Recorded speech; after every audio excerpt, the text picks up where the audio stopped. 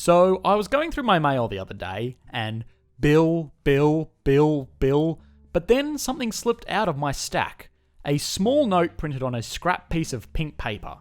Hello, fellow neighbour. I am inviting you to joining me in an exciting business opportunity.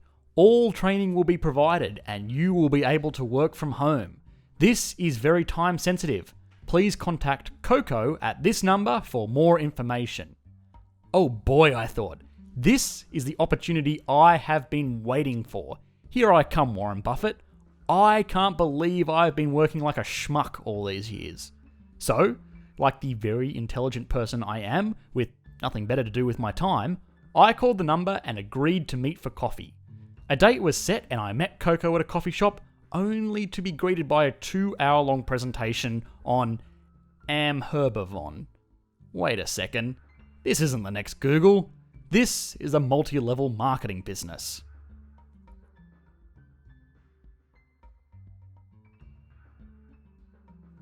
Multi-level marketing companies are big business around the world, and they have rightfully attracted much criticism for questionable business practices. Many have called them illegal pyramid schemes, but these companies continue to operate in most developed countries around the world and rake in billions of dollars in profit in any given year, all with the blessing of local trade authorities. So, what are these businesses? Let's park personal opinions on how annoying it is to be roped into some of these MLM meetings for the moment and assess the fundamental economics behind these businesses. So, for starters, what kind of businesses are they? Many businesses have referral programs. It is likely you have seen offers such as refer a friend and enjoy 50% off your next purchase, or even refer a friend and receive $50 cash. These kinds of offers are pretty commonplace in general business world because any business person will tell you positive word of mouth is the best marketing one can receive. It is pretty likely that most people don't have any major issues with this type of marketing. If you and your friend both enjoy a product like pizza from the local pizza shop, taking advantage of one of these referral offers is probably seen as a win-win. Multi-level marketing companies have, in a sense, taken this pretty benign business model and stretched it to its absolute limits. Most multi-level marketing companies work by giving a referral incentive, mostly in the form of cash to members who get other people to purchase product from the business, but then go one step further and give referral incentives for the people that are signed up by the people you signed up, and on until you get the mother of all referral programs. That is no longer just a marketing exercise, but the fundamentals of the business itself. Now, I am not saying anything, but this kind of referral program, when laid out, does tend to make a curious shape. Okay, so the companies themselves could get away with calling their structure a very, very complicated referral scheme. But what kind of business is being formed by the individual participants in these kinds of companies? The basic idea behind someone joining a multi-level marketing company is that they will buy the products of the company at a discounted rate and sell them to friends and family. This, in effect, simply makes someone at best a commission-only salesperson, or at worst, an individual retailer for a narrow group of products, which is often very different from the kind of opportunities that are presented to applicants upon joining these companies. This direct sales and retailing aspect is just one side of the business though, and the real opportunity is often presented as building your own sales team, which more directly translates to convincing your friends and family to also sign up to the company and purchase products that they will then hopefully go out and sell. The big flaw in all of this, though, is that most people don't want and don't have the experience to be salesmen or sales team managers. This is made worse by the fact that even a highly experienced salesman would find it very hard to sell no-name products at a very overinflated price to an increasingly small group of friends that don't seem to be returning their messages for some reason. Beyond this, the fundamental structure of the business runs into a very real problem.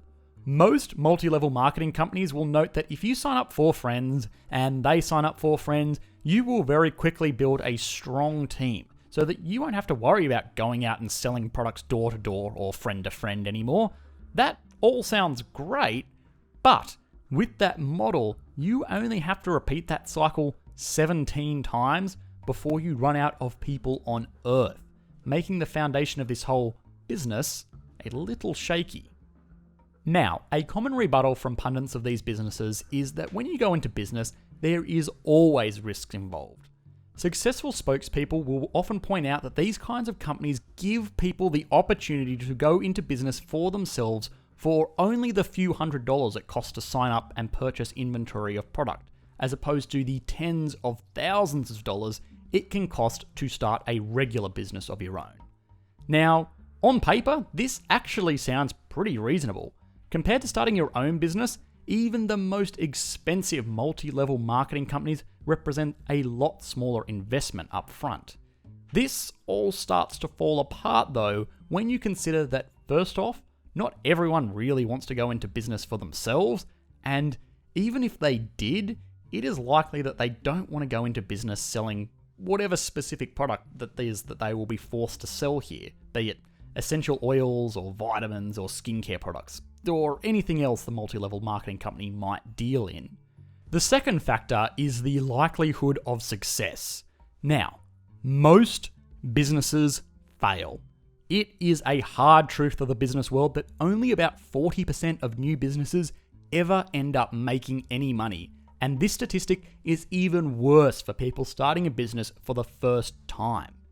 In the world of MLMs, it gets even worse.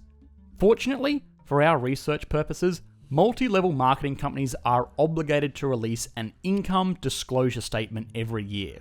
This document details the payment of bonuses and how much is paid to what group of people.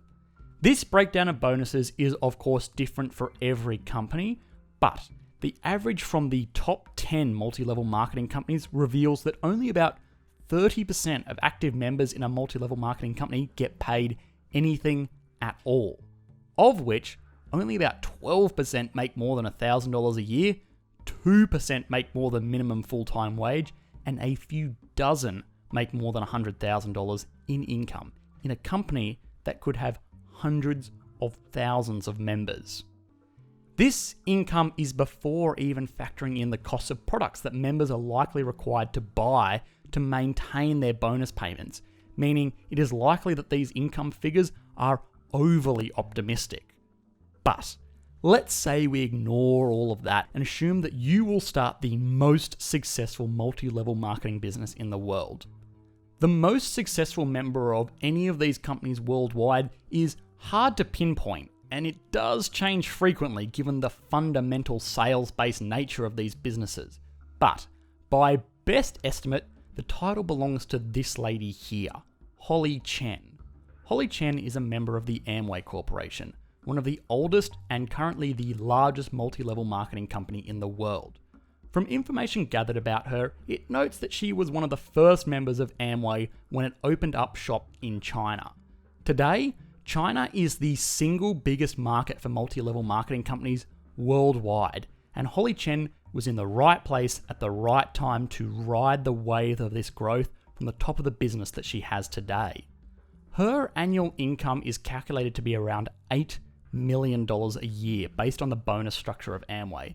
This is on top of an additional $12 million that she gets from the sale of books and seminars and online courses that she sells, although this figure is harder to say with certainty. Two things become apparent here. First of all, a majority of this income is not actually coming from the business itself, but rather from running seminars on how to do well in the business. And it also has to be noted that $20 million a year is actually not that great. Don't get me wrong, $20 million a year is a huge amount of money, but for someone at the top of a market as big as this, it's a little bit underwhelming. It is estimated that there are around 18 million people involved in multi-level marketing companies in the USA alone. If we were to assume that the top earner was making that $20 million a year figure, it gives us a good idea of the pinnacle of success in these organizations. Now, given that the United States has a population of 327 million people in 2019, that means that a staggering 5.5% of the population is involved in one of these companies, which is a figure that even I was shocked by. But if we extrapolated this group of 18 million people out and just assumed it was a random sample of people rather than the MLM members, that would mean the single highest income earner from this randomly selected group would, in all probability, be in the top 20 richest people in all of America. Even if we assume we got the lowest estimate from that list, that would mean we're looking at an individual like Rob Walton with a net worth of $44 billion. What is more is that this randomly selected group of 18 million people is likely to have over 30 billionaires in it and 3,000 individuals making more than $20 million a year. What this means is that you are statistically speaking 3,000 times more likely to be as rich as the top multi-level marketing member by just not joining a multi-level marketing company at all. There is a lot more that could be said about these companies that is outside the scope of fundamental economic analysis. Is it annoying when a long-lost friend regains contact with you just to try and sell you a product? Is it uncomfortable when you're forced into buying products that you have no need for just to keep a family member happy? Is it sad to see people who can least afford it go into crippling debt for the dream of starting their own business? The answer to all of these questions is an undeniable yes. But are these companies illegal pyramid schemes? Well, unfortunately, the legal department at Economics Explained is not big enough to risk getting sued by one of these organizations, so I will answer that question with a statement from the FTC.